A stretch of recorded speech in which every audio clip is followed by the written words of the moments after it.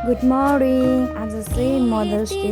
मैले बिहान आमाको आशीर्वादले बुढाले नि आमासँग आशीर्वाद लिनुभयो र हामी माइत जानको लागि बिहानै ढुगेर माइततिर लाग्यौँ। अनि मिठाईको भिडियोहरू खिचेँ, थोरै सानो सानो क्लिपहरू खिचेर म माइत गएर दिदीहरू खाना बनाउँदै रहेछ। खाना बनाउन सबैजना मिलेर बनायौँ। मैले चाहिँ चिप्ले भेन्डीको र आलुको तरकारी बनाएँ। पहिला कस्तो मिठो भएको थियो। अनि त्यसपछि दिदीले अचार बनाउनु भयो। अचार पनि कस्तो मिठो भएको थियो। अनि मैले फेरि त्यसपछि मैले मासु बनाएँ, मिठो भएको थियो। त्यसपछि सबै काम भ्याएर हामी खाना खायौँ।